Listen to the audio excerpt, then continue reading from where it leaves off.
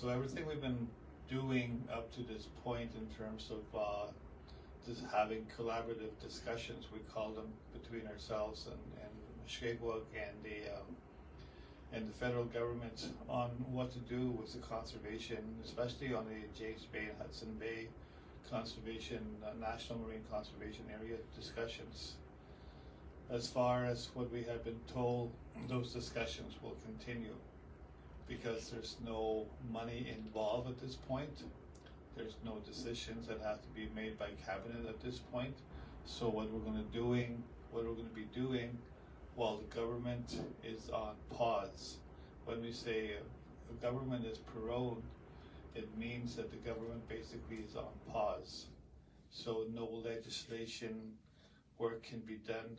None of the bigger steering committees of cabinet would be happening that would result in decisions regarding monies.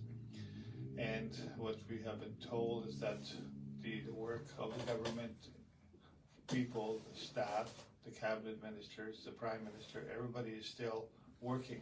It's just the operations of the government that's on pause. And it's on pause until March 24th. And that's when the government will come back into sitting in Parliament on the 24th, at which point they will have a new agenda, and at which point they will have a new budget. So at that point, that's when the opportunities will come again to the opposition party to be able to try and call a non-confidence vote.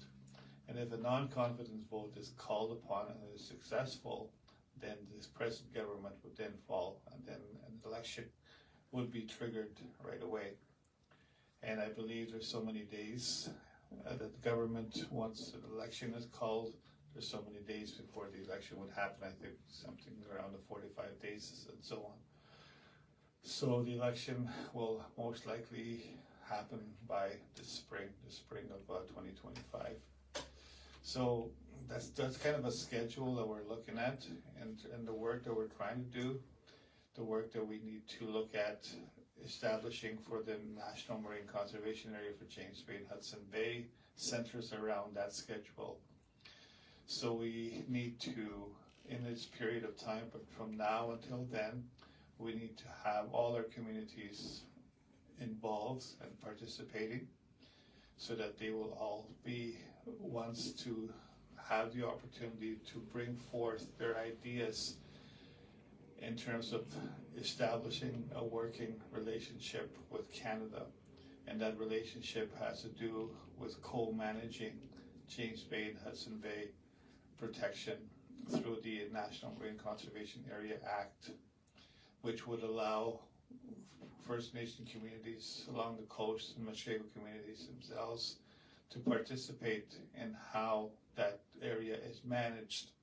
And the resources from that would come from Canada on how to operate it, how to be able to hire people, and the equipment that would be required to be able to monitor all that's necessary, and the necessary studies that would need to continue in the waters over the belugas, the polar bears, the geese, the fish, the plants, the water, and so on. Those would still carry on, but the resources would be identified through this period from now until March, say, that we identify what those are and establish a budget, and finally we would have an agreement that would need to be signed by all communities